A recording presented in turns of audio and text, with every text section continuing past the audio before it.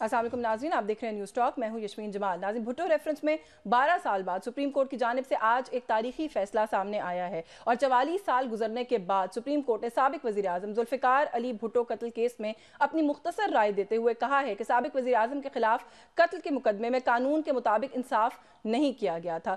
Chief justice काजी फाइज ईसा का मुतफ़िका राय सुनाते हुए कहना था कि हम जजेस पाबंद हैं कि कानून के मुताबिक फैसला करें, जब तक गलतियां तस्लीम ना करें खुद को दुरुस्त नहीं कर सकते। लार्जर बेंच का अपनी मुतफ़िका राय में कहना था कि लाहौर हाई कोर्ट और सुप्रीम कोर्ट में कार्रवाई आइन में दिए गए बुनियादी हकूक के जो आर्टिकल्स हैं 4, 9 और 10A के मुताबिक नहीं थे। जुल्फ़िकार अली भुट्टो के ट्रायल में फेयर ट्रायल के तकाजे पूरे नहीं किए गए। सुप्रीम कोर्ट की राय के इजहार के बाद साबिक वज़ीर आज़म जुल्फ़िकार अली भुट्टो के नवासे बिलावल भुट्टो जरदारी आबदीदा हो गए। बाद अज़ां सुप्रीम कोर्ट के बाहर मीडिया से गुफ्तगू करते हुए बिलावल भुट्टो ने अपनी इसे एक तारीखी कदम करार दिया। उनका कहना था कि इससे ना सिर्फ पाकिस्तान बल्कि अदालती और जमहूरी निज़ाम भी आगे बढ़ेगा। बिलाशुबा सुप्रीम कोर्ट की यह राय बारिश का पहला कतरा साबित हो सकती है, लेकिन अभी भी हमारा जमहूरी और अदालती निज़ाम एक शिकंजे में जकड़ा हुआ है जिसको आज़ाद करवाने की जिम्मेदारी महज अदालतों पर नहीं डाली जा सकती, बल्कि सियासतदानों को भी इसमें अपना भरपूर किरदार अदा करना होगा, जिसकी शुरुआत अगर हमारे हुक्मरान चाहें तो आज से कर सकते हैं, वरना फिर 44 साल बाद हम किसी और मुकदमे में तारीखी गलतियों की तस्हीह कर रहे होंगे। दूसरी जानिब आज एक और अदालती कार्रवाई में पेशावर हाई कोर्ट की जानिब से सुन्नी इत्तेहाद काउंसिल की मखसूस नशिस्तों की दीगर पार्लिमानी जमातों में तकसीम के इलेक्शन कमीशन के फैसले के खिलाफ दायर दरखास्त पर हुक्म इम्तनाई जारी करते हुए अटॉर्नी जनरल और इलेक्शन कमीशन से इस सवाल पर मावनत तलब कर ली गई है कि क्या पेशावर हाई कोर्ट इस मामले पर फैसला कर सकती है या नहीं कर सकती। जहां एक जानिब आम इंतखाबात के बाद सुन्नी इत्तेहाद काउंसिल को मखसूस नशिस्तों का मसला दरपेश है, वहीं दूसरी जानिब मुख्तलिफ सियासी जमातों की जानिब से इंतखाबी शफाफियत पर शदीद तहफ़्फ़ुज़ात सामने आ रहे हैं। आम इंतखाबात कितने साफ व शफाफ हुए हैं, इलेक्शन कमीशन और निगरान हुकूमतों समेत दीगर इदारों का किरदार कैसा रहा है, इस हवाले से पिलडाट ने आज अपनी एक तारीखी रिपोर्ट भी जारी कर दी है।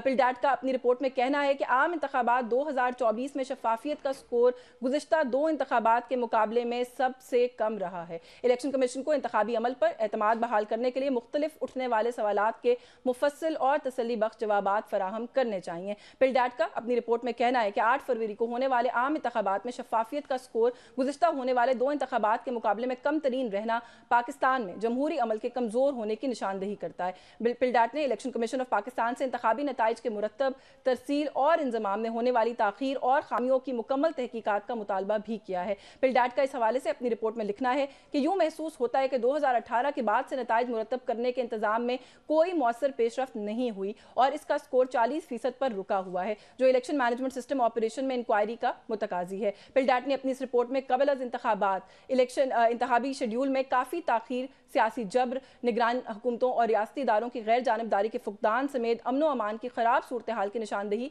भी की है। पिलडाट ने अपनी इस रिपोर्ट में 8 फरवरी को मोबाइल सर्विस और इंटरनेट की बंदिश को इलेक्शन मैनेजमेंट सिस्टम पर उठने वाले शकूक व शुबहात की वजह करार दिया है। इन तमाम मामलों पर बात करेंगे। आज मेरे साथ I am joined by a very august panel. Bilal Azhar Kiyani साहब मौजूद हैं, सीनियर रहनुमा पाकिस्तान मुस्लिम लीग नवाज के। बहुत शुक्रिया बिलाल आपका आपके वक्त के लिए।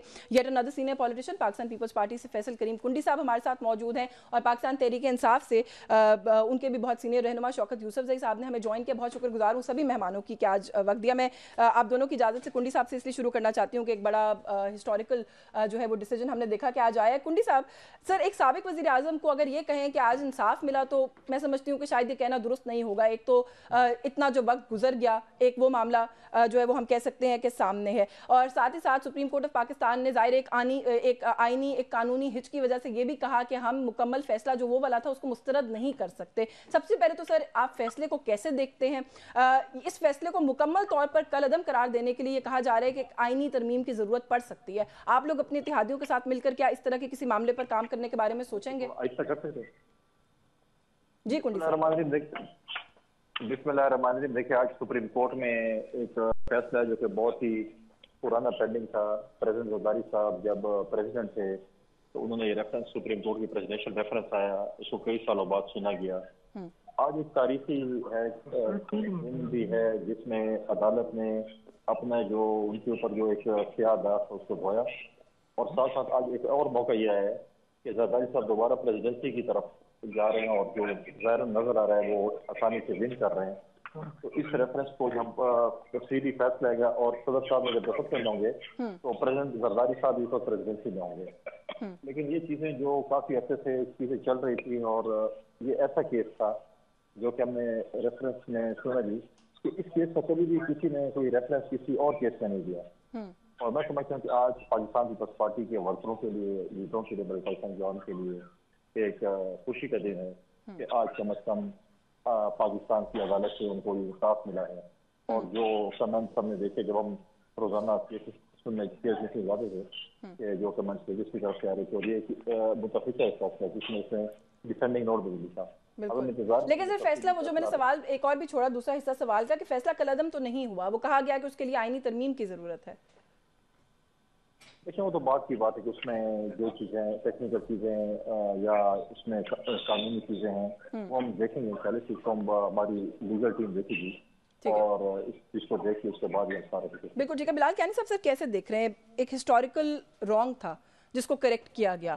आयरनी ये है कि एक ऐसे शख्स पर आइन के तोड़ने का इल्ज़ाम लगा, उस आइन के तहत जो सजाएं सुनाई गई जिसने वो आइन खुद तरतीब दिया इस मुल्क के अंदर, करेक्शन करने की कोशिश तो की, एक मुतफिका राय दी गई है, कहा गया कि जो कुछ हुआ वो गलत था। How do you look at it? जी बिस्मिल्लाहिर्रहमानिर्रहीम। यशवीन साहब बहुत शुक्रिया जी अपने शो में दावत देने का।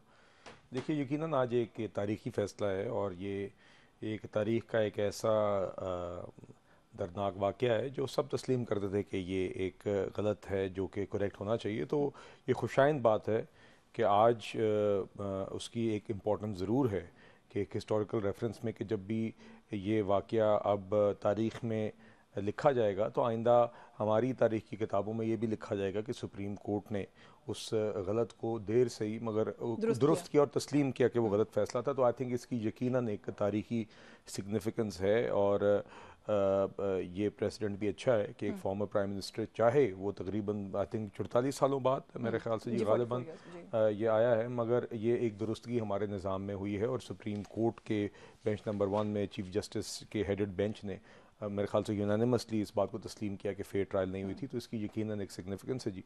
हमने रीसेंट पास्ट में भी हमने देखा है जी कि अब आप देखें नवाज शरीफ साहब की भी, अगर आप another 3 time former prime minister, उनको जिस तरीके से निकाला गया फिर जेल में डाला गया, तो वो भी 5-6 साल सारी जेलों से गुर्बतों से गुजर के फिर आखिर में एक दुरुस्तगी हुई है। यकीनन इस वक्त एक फॉर्मर प्राइम मिनिस्टर जेल में है जी। देखिए वो तो अब उनके जो हामी है उनका भी ख्याल है कि पॉलिटिकल विक्टिमाइजेशन हो रही है। नहीं देखिए वहाँ पे अब वो आपके सामने जी कि जिस तरह के केसेस थे अब ब्लैक एंड वाइट हैं, वो एक अलग पूरी बहस है। हम समझते हैं कि he is rightly convicted and we have our facts to support it. तो इसलिए मेरा ख्याल है कि वो मुवाजना मुनासिब नहीं है। मगर यकीनन जुल्फ़िकार अली भुट्टो साहब की ये केस है, इसकी दुरुस्तगी आज एक तारीख़ी एक सिग्निफिकेंस रखता है और उम्मीद है कि this will set a president for future as well.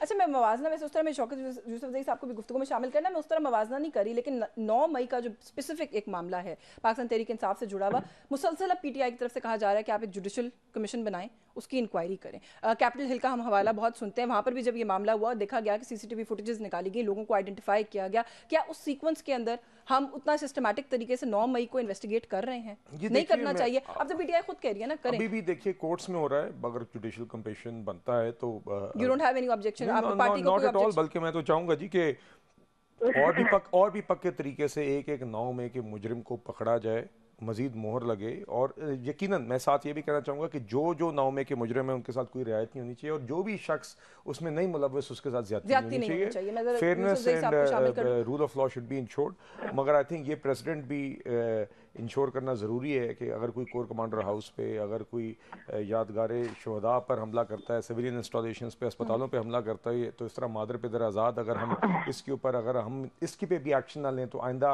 आप इंकरेज कर रहे हैं इस तरह की रास्ता खुल जाएगा। चले मैं जरा शौकत यूसुफजई साहब को गुफ्तगू में शामिल कर लूँ। सर एक तो हिस्टोरिक डिसीजन है, आप कुछ कहना चाहते हैं, राय देना चाहते हैं, जरूर दीजिएगा। दूसरा सर आप लोगों से जुड़ा मामला पेशावर हाई कोर्ट, आज आप लोग मखसूस नशिस्तों के लिए जो गए, मैं थोड़ा सा उसको अंडरस्टैंड करना चाह रही हूँ। बल्ले के मामले पर भी आप लोग पेशावर हाई कोर्ट गए, वहां से रिलीफ मिला, उस रिलीफ को यहाँ पर जब लाया गया वापस तो सुप्रीम कोर्ट ने उसको रिवर्स कर दिया। आज भी इस प्ली के ऊपर इलेक्शन कमीशन से उन्होंने और अटॉर्नी जनरल से ये मांगी है, मावनत मांगी है कि उनको बताया जाए कि क्या वो इसके अंदर इंटरवीन कर सकते हैं कि नहीं कर सकते। अगर आपको याद हो तो लतीफ खोसा साहब के साथ जब आर्ग्यूमेंट हो रहा था इस बल्ले वाले इशू के ऊपर चीफ जस्टिस ऑफ पाकिस्तान का, तो उस वक्त भी उन्होंने कहा था कि सर हमारी रिजर्व सीट्स का मसला बनेगा, तो काजी साहब ने कहा था कि आप मेरे पास आइएगा अगर ये इशू बना। तो आप लोग सुप्रीम कोर्ट क्यों नहीं गए सर?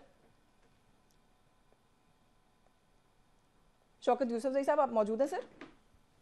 जी जी, मैं बात कर रहा हूँ। मैंने कहा अदालतें जो है ना, देखें, पिशावर हाई कोर्ट हो, सिंध हाई कोर्ट हो, सारी अदालतें हैं। हम हमारे ज़ाहिर है यहाँ हमारी हुकूमत रही है, हम यहाँ पे ज्यादा नजदीक भी हैं, और हमने ये पिशावर हाई कोर्ट में अपना केस दिया हुआ है। हम समझते हैं कि इंसाफ के लिए हम गए हैं, क्योंकि इंसाफ तो नहीं हुआ है ना।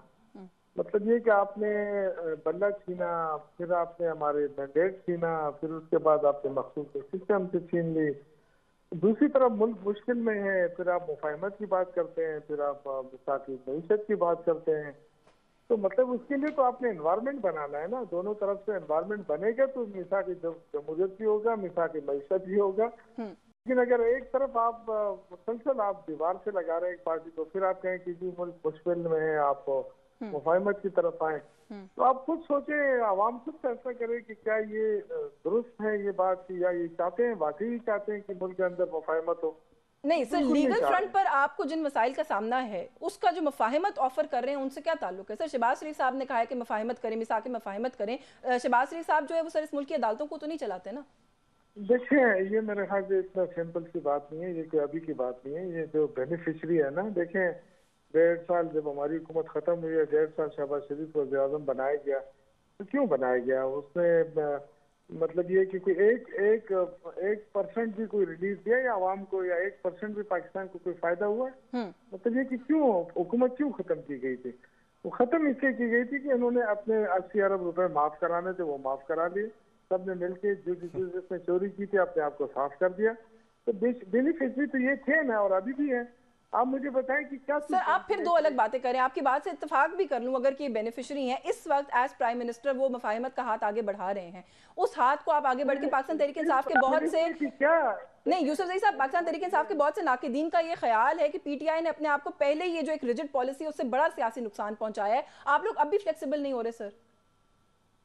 नहीं, देखिए, इससे ज्यादा फ्लेक्सिबल और क्या हो सकता है कि हम असेंबली में बैठे हैं और हम चाहते हैं कि ये मुल्क चले, और हमने ये तस्लीम कर लिया कि जी आप वज़ीर-ए-आज़म बन जाएं, आप हुकूमत बना लें। लेकिन ये क्या बात हुई कि आप किसी का मैंडेट दे के दूसरे से कहें कि आप वज़ीर-ए-आज़म बन जाए, तो आपकी हर बात भी मानी जाए, जबकि आप कैपेबल भी नहीं है, आप मुल्क को उठा भी नहीं सकते, आप मुल्क को आवाम को कोई दे भी नहीं सकते, आपके पास इख्तियार ही नहीं है।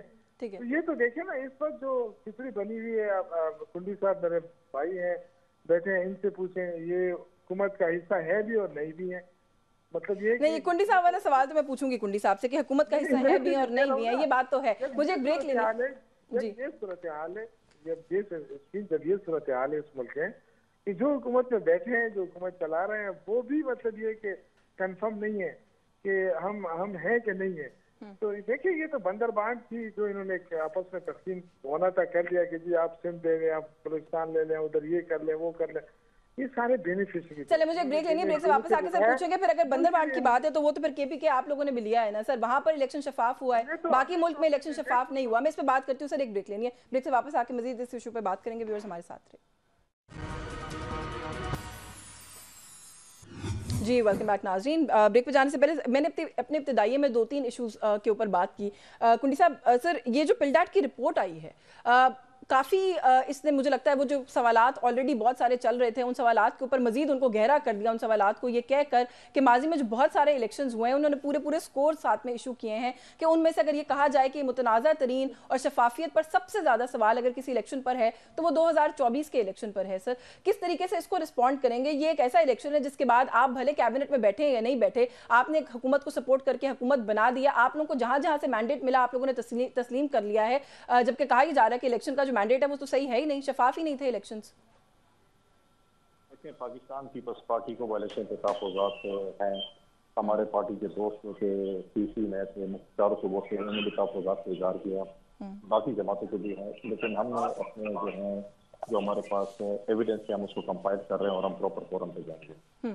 मैं बिल्कुल मानूंगा कि माजी के इलेक्शन क्या 2018 के शफाफ थे, उससे पहले क्या शफाफ थे, हर चीज़ पे जो है वो क्वेश्चन मार्क उठे हैं। लेकिन ये हमारी पाकिस्तान की सबसे सियासतदानों की है कि हम आज उस चीज़ में हमें चाहिए कि हम पार्लियामेंट में वो रोल प्ले करें, वो चीज़ें करें कि कल 2024 को रिवाइज न किया जाए, 2018 को रिवाइज न किया जाए, बल्कि हम ये कहें कि अगर हमें तहफ़्फ़ुज़ात इन इलेक्शन से, हमें कैसे कामसाजी करें ताकि हम उन चीज़ों का, उन एलिमेंट्स का रास्ता रोकें कि जो इस किस्म के जो तहफ़्फ़ुज़ात जो हम उठा रहे हैं, जिससे वो काम कर रहे हैं, उनको हम रोकें। लेकिन अगर हम नहीं रोकेंगे, अगर अपोजिशन इसी तरीके से शोर शराबा करेगी और हुकूमत का नुसाजी करेगी, तो शोर शराबे में तो जो बिल भी हुकूमत लाएगी वो तो यस होकर पास हो जाएंगे। और रात को जो है अपोजिशन बैठेगी टीवी पे, ये गलत हुआ है। जब उनका फीडबैक नहीं होगा, जब उनकी वहाँ पे पार्टिसिपेशन नहीं होगी और एक जिम्मेदाराना अपोजिशन का रोल नहीं प्ले करेगी, और हम ये सर वैसे गुफ्तगू से तो मुझे आप भी थोड़े ऑपोजिशन ही लग रहे हैं। आप कहते हैं कि मैंडेट जो है वो हमें भी उसके ऊपर बहुत तहफ़्फ़ुज़ात हैं, हमें भी सवालात हमारे जहनों में भी हैं। सर ये मनाजरे से मुआहिदे तक जो आप लोग आए हैं, एक सवाल तो सर लोग पूछ रहे हैं, मैं बिलाल साहब से भी पूछूंगी कि आप लोगों ने इलेक्शन कैंपेन में जो एक दूसरे को जिस तरीके से आड़े हाथों लिया और अब आप फिर सर मिलकर साथ बैठ गए, तो कुछ लोगों का यह ख्याल है कि फिर बेवकूफ़ बनाते हैं आप लोग आवाम को। नहीं, देखें, हमने तनकीद की, PMLN पे की, हमने सियासी तनकीद की। हमने वो ज़बान इस्तेमाल नहीं की जो हमारे PTI के दोस्त इस्तेमाल करते हैं। हमने न गालम गलोच न दिलों की बेल्ट बात की, हमने पॉलिटिकल बातें की। सर नून लीग की क़यादत को चोर नहीं कहा बिलावल भुट्टो साहब ने अपनी इलेक्शन कैंपेन की किसी भी तकरीर में? मैं आपको, मुझे एक मिनट बात कंप्लीट करना। जी। देखिए, जो भी तहफ़्फ़ुज़ात है, जो भी है, हमारी रिजर्वेशन है, हर जमात की होंगी। उसके बाद 3 जमातों के पास नंबर दिया भाई। एक जमात ने कहा कि हमने किसी से नहीं बैठना, फिर बाद में कहा कि हम PMLN और पीपल्स पार्टी के साथ नहीं बैठेंगे, बाकी सब जमात पर बैठेंगे।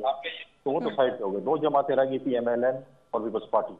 अगर हम PMLN को सपोर्ट न करते प्राइम मिनिस्टर के वोट से और हम इनसे इलेक्शन कंटेस्ट करते प्राइम मिनिस्टर का, जिसका मतलब हम पोजीशन में बैठे, पोजीशन में बैठने का मतलब हम दोबारा इलेक्शन में जाते। क्या ये मुल्क दोबारा इलेक्शन का मुतामिल? सर बिल्कुल दोबारा इलेक्शन ना होते, आइन के अंदर गुंजाइश मौजूद है, सेकंड राउंड के अंदर जो सिंगल लार्जेस्ट पार्टी है उनका प्राइम मिनिस्टर बन सकता था। फिर भी वही बनता ना जी, अगर आप देखें फिर भी नहीं, single largest party sir independent candidates की है, उनका बन जाता। अब आप लोगों ने बार बार आगे बढ़कर कहा कि आप लोग मैंडेट ऑफर कर रहे हैं जी। हम सिंगल लार्जेस्ट पार्टी को क्यों वोट दें जब उन्होंने हमसे वोट ही नहीं मांगा? जो बात बैठने नहीं चाहते, हाथ नहीं मिलाना चाहते, बैठने नहीं चाहते, हम क्यों खुदावा से खैरात में वोट दे दें उनको? मेरा ख्याल है वी क्रॉस दैट ब्रिज, तो उस पर ज्यादा बात नहीं करते, लेकिन वैसे आइन के अंदर इसकी गुंजाइश मौजूद है। हम उन दिनों में इसकी डिस्कशन जो है वो करते रहे। क्या आइन ये कहता है कि आपको से कोई वोट न मांगे आप उसको वोट दे दें? नहीं, मैं तो वोट देने की बात ही नहीं करी। मैं कह रही हूँ आप लोग अपना प्राइम मिनिस्टर का कैंडिडेट खड़ा कर देते सेकंड राउंड के अंदर, क्योंकि फर्स्ट में कोई भी ना जीतता, सेकंड राउंड में जो सिंगल लार्जेस्ट पार्टी थी उसका प्राइम मिनिस्टर आ सकता था। सर आइन के आर्टिकल 91 को जाके पढ़े, उसके अंदर ये बात बड़ी वजाहत के साथ लिखी हुई है। जो बंदा आपको सरदार को तैयार है आप उसको वज़ीर-ए-आज़म बनवा दें, ठीक है? वो पॉलिटिकल लोग है नहीं, इन्होंने मतलब है कि इतना चीजें, उसके बाद भी इनको पॉलिटिक्स की समझ नहीं आई। सीखेंगे टाइम के साथ साथ। चले इस पे बात करते हैं कैसे सीखेंगे। मैं जरा बिलाल साहब को शामिल कर लूँ। सर ये पिलडाट की रिपोर्ट आई है, मेरा ख्याल है आप इलेक्शन कमीशन के रोल की बात करें, आप सिक्योरिटी एजेंसीज के रोल की बात करें, आप अदलिया के किरदार की बात करें इलेक्शन में, आउट ऑफ 5 उन्होंने हर किसी को 2 और 1 दिया है। उन्होंने कहा कि सबसे ज़्यादा मुतनाज़ा इलेक्शन 2024 का था। देखिए, पिलडाट ने अगर कोई रिपोर्ट शाया की है, उसके ऊपर कोई एतराज़ात हैं तो ये तो इलेक्शन कमीशन ही बेहतर इसका जवाब। उन्होंने कहा कि इन्वेस्टिगेशन होनी चाहिए ईसीपी के रोल की। वो उनका एक काम है, उनका एक मौक़िफ़ है। तो मैं तो यही आपसे कहूँगा कि जिस दिन से इलेक्शन हुए हैं, जिन भी कैंडिडेट्स के कोई एतराज़ात हैं उनके पास रेलेवेंट लीगल फोरम्स मौजूद हैं। सबसे पहले आप इलेक्शन कमीशन के पास जाते हैं, अगर इलेक्शन कमीशन के भी आप फैसले से नहीं मुतमईन तो सुपीरियर कोर्ट्स मौजूद हैं। तो इसलिए ठीक है जी, हर किसी को अपनी एक राइट है अपनी एक ऑब्जर्वेशन देने का, या अगर कोई समझता है कि उसके साथ गलत हुआ है। तारीख़ है इस मुल्क में, हमें तो जी 2018 का इलेक्शन भी याद है जब RTS डाउन हुआ था, और यहाँ पे तो फिर भी ये कोई फॉर्म 45 इनके हाथ में, उस टाइम पे तो फॉर्म 45 भी नहीं पकड़ाए गए थे। तो देखिए बात ये है कि मैं बिल्कुल, हर कैंडिडेट का हक है, अगर आप समझते हैं कि आपके साथ ज्यादती हुई, आप बिल्कुल अपना एविडेंस लेके कोर्ट्स में जाओ, और ये सारे कोर्ट्स ओपन कोर्ट्स हैं। सिंपल है वैसे जितना आप बता रहे हैं। कल पूरा दिन सोशल मीडिया पर जो तमाशा रहा, इलेक्शन कमीशन ने जब, नहीं मैं सिर्फ एक सवाल ये, देखिए you are in government now, आपको नहीं लगता कि इलेक्शन कमीशन को एक सीरियस रिवैम्प की जरूरत है? कल जिस तरीके से वो फॉर्म 45 ईसीपी की वेबसाइट पर डाले गए, उसके अंदर जो डिस्क्रिपेंसीज एक आम बंदे ने आइडेंटिफाई कर करके दी, ईसीपी को फॉर्म्स उतारने पड़े सर अपनी वेबसाइट से। देखिए, मैं नंबर्स को तब्दील कर करके, I mean it was a joke. जहां पे ऐसा है तो आप यकीनन उस एविडेंस मेजॉरिटी सीट्स पे ऐसा आप नहीं देखिए, मेजॉरिटी आई डोंट नो, अब आप देखें ना कोई एक्सरसाइज करके इलेक्शंस एक्ट के रूल्स के तहत, लॉज और रेगुलेशंस और रूल्स के तहत जिसने भी कोई एतराज़ करना है यकीनन उसका हक है, वो जाके पिटीशन दायर करे, मगर एक सिस्टम और एक आइन और कानून के तहत ही आपने कोई चीज़ों को आगे लेके चलना है ना जी। तो देखिए इसमें कोई शक नहीं, और ये सारे ओपन कोर्ट्स हैं, मीडिया भी वहाँ पे मौजूद होता है, बहस भी सबके सामने होती है, तो उसी के अंदर रहते हुए हमें करना होगा। देखिए दूसरी बात ये है कि अब हमने किसी तरीके से, तो हमने 2018 के अंदर हमें शदीद एतराज़ात नहीं, हमें पता था कि PTI वाले सीटें तो छोड़े, टिकट ये खुद नहीं दे रहे थे लोगों को, टिकट इनके कहीं और से जा रहे थे, ये हकीकत है। 2018 की आप बात 2018 सर हम कंडेम करते थे यहाँ पर, मैं तो जाहिर है आपसे कुछ और बात कर रहा हूँ। The point I am trying to make is कि शदीद एतराज़ात के बावजूद, मैं आपको दो मिसालें दूंगा। हम जानते थे कि हमारे साथ उस इलेक्शन के अंदर ज्यादती हुई है, उसके बावजूद हमने सिस्टम को आगे चलाने के लिए असेंबली में बैठे, हमने अपोजिशन का किरदार अदा किया। हमारे लीडर ने ये जानते हुए कि उनके खिलाफ एक भोंडा केस और जाली सजा हुई है, वो बेटी का हाथ थाम के जेल गए एक जाली सजा में, ये जानते हुए, और बीवी को बिस्तरे मर्ग पे छोड़ के। ये सियासी बयानबाजी नहीं है। उसके बाद ही lost his wife, he never managed to meet his wife again और स्पीक टू हर अगेन। तो देखिए ये नहीं, यूसुफ अली साहब ये लेकिन ये कह रहे हैं कि आज ये फिर पलट गया है ना, टेबल्स हैव टर्न्ड, आज आप लोग बेनिफिशियरी सिस्टम के, उन्होंने अभी कहा। तो अब आप बताइए कि क्या हल है। जो आज जो इनके साथी असेंबली में बात करें, जो हमने देखा भी है कि हम असेंबली नहीं चलने देंगे, हम गवर्नेंस नहीं चलने देंगे। इमरान खान साहब फिर से IMF को चिट्ठियां लिखेंगे कि मेरे इलेक्शन की जीत के साथ नथी की जाए, जो भी IMF के साथ प्रोग्राम होता है, क्या ये इन्हें सियासत करनी है। देखें, मफामत की बात शहबाज शरीफ साहब ने अपनी स्पीच में भी की। हमने पहले भी जब ये शलवारें टांग रहे थे सुप्रीम कोर्ट की दीवारों पे, हमने तब भी इलेक्शंस एक्ट की पार्लियामेंट्री कमेटी में इनके लोगों को शामिल रखा था। जब ये बायर कंटेनर पे खड़े होकर लानते भेज रहे थे पार्लियामेंट को, हमने उस टाइम के पर भी मेचोरिटी का मुजाहरा किया। जब ये इनकी मुसल्लत शुदा हुकूमत थी तो तब बालाकोट जैसे इंसिडेंट पे भी इमरान खान साहब ने यह मुनासिब ना समझा कि आके अपोजिशन के साथ बैठ जाएं, उनकी अना उनको इजाजत नहीं दे रही थी। आज भी शहबाज साहब अपना हाथ एक्सटेंड करें, मगर इस डिस्क्लेमर के साथ मैं ये कहना चाहूंगा कि अगर तो ऑपोजिशन कंस्ट्रक्टिव कोई रोल अदा करना चाहती है तो हम आगे बढ़ के इनके साथ, इनकी तरफ हाथ बढ़ाएंगे। मगर अगर किसी का ये ख्याल है कि वो पार्लियामेंट को मफलूज कर सकता है for the sake of paralysis, for the sake of stopping the निजाम, ये हरगिज नहीं होने दिया जाएगा। चले मैं जरा यूसुफ अली साहब से पूछ लूं, सर क्या लाए अमल क्या है आप लोगों का? ये सवाल तो हम भी एक दो दिन से पूछ रहे हैं कि जब आप लोग कहते हैं कि हम पार्लियामेंट को नहीं चलने देंगे, तो फिर सर इस बात से क्या मतलब है? कानून साजी नहीं होने देंगे, मुल्क को आगे नहीं चलने देंगे, लेजिस्लेशन नहीं होने देंगे, तो फिर क्या लाए अमल क्या होगा? वो ये कह रहे हैं कि हम मुफाहिमत का हाथ बढ़ा रहे हैं, बट विद द अंडरस्टैंडिंग कि हम निजाम को पैरालिसिस की तरफ नहीं जाने देंगे। देखें, ये कोई नई बात नहीं है। अपोजिशन का अपना हक है, वो अपना हक देखें, ये तो सारी दुनिया जानती है, सबको पता है कि रिग्ड इलेक्शन है। और दूसरी बात ये कि हमारा मैंडेट भी चोर हुआ, जो ऊपर से ये सीनाजोरी मखसूस नशीसें भी ले ली गई। मतलब ये कि ये ऐसी चीजें है ना कि जबरदस्ती हो रही है। ये कौन सा आइन और कानून के तहत हो रही है? आइन और कानून के तहत होना था ना, तो ये तो शुरू दिन पे पहले दिन से ही इलेक्शन कमीशन कह देता कि भाई ये मखसूस नशीसें आपको नहीं मिल सकती, लेकिन वो लटकाते रहे। मुझे मेरा अपना केस है, बड़ा सैंपल सा है कि मैंने कहा कि सिर्फ आप ये जो है ना, किसी एक हल्का खोल लें, उसमें 1100 वोट है टोटल। 1100 में से 1045 MLN को पड़े, 34 मुझे पड़े हैं उस एक हल्के में, क्योंकि उसके घर के पास था, कोई खातून नहीं आई है वहाँ वोट नहीं डाला था, एक मर्द ने वहाँ अंगूठे लगाए। तो हम तो ये कह रहे हैं, और इलेक्शन कमीशन में भी किया हूँ, उन्होंने 6 तारीख दी थी, आज गया तो कहते हैं 21 तारीख हो गई। भाई क्यों, इसमें क्या मसला है? मैं तो कोई आपसे ये नहीं मांग रहा हूँ कि आप मुझे कोई जितवा के दे दे। मैं आपसे कह रहा हूँ कि ये हल्के सिर्फ 1-2 पोलिंग स्टेशन ही खोल लेना काफी, आपको पता चल जाएगा क्या हुआ है हमारे साथ। तो देखिए, पहले कभी तारीख में इस तरह धांधली होती थी, लेकिन इस तरह खुलेआम नहीं होती थी। तो हमारे सामने मतलब ये कि काफिया ले जाकर वो डाल रहे हैं और हमें बता रहे हैं कि देखो कि हम ये कर सकते हैं। सर वैसे एक सवाल पूछूं आपसे, आप भी हमारे शोज पे उस वक्त आते थे, मेरे शो पे बड़ा नाराज भी होकर जाते थे मुझसे 2018 में। आज आप लोगों को हमारी बात समझ आई है सर? हम उस वक्त भी आप लोगों को ये कह रहे थे कि आज जो कुछ हो रहा है इसको गलत को गलत कहें, वरना कल आपके साथ भी ये गलत होगा। आपने आपके अब अंडरस्टैंड करते हैं कि आप लोगों ने 2018 में गलतियां की हैं? देखिए, 2018 में भी मैंने इलेक्शन लड़ा था। हमने कभी, मैं कसम खा के कहता हूँ कि कभी जिंदगी में न दांडी का सोचा है, ना ये इस समय आना चाहता। सर बात खाली आपकी जात की तो नहीं है, बात तो एक ओवरऑल सिस्टम के अंदर जहाँ पर कुछ होता है उसकी है ना। मैं ये कह रहा हूँ कि ये लोगों ने अवाम में वोट देना था, उन्होंने दिया है। लोग पीटीआई के साथ खड़े हैं, चाहे कोई माने या ना माने। आप तो देखे ना हमारे पास किसी का कंधा ना कुछ, वो निशान भी नहीं था, लीडर भी जेल में था। इसके बावजूद आप देखें कि इतनी ज्यादा सीटें थी। इसका मतलब है कि अवाम पीटीआई के साथ खड़ी है।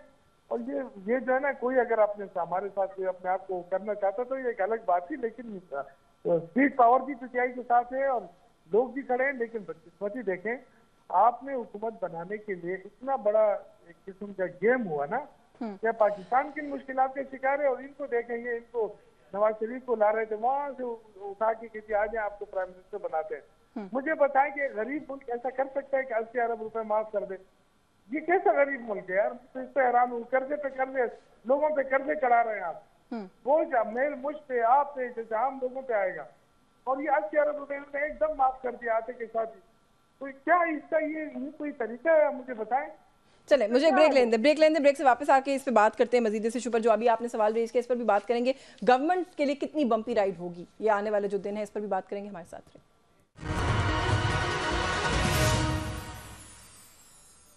जी वेलकम बैक नाजरीन। कुंडी साहब थोड़ा सा ये बताइएगा कि ये किस तरीके की सपोर्ट की सर आप लोगों ने इस हुकूमत को?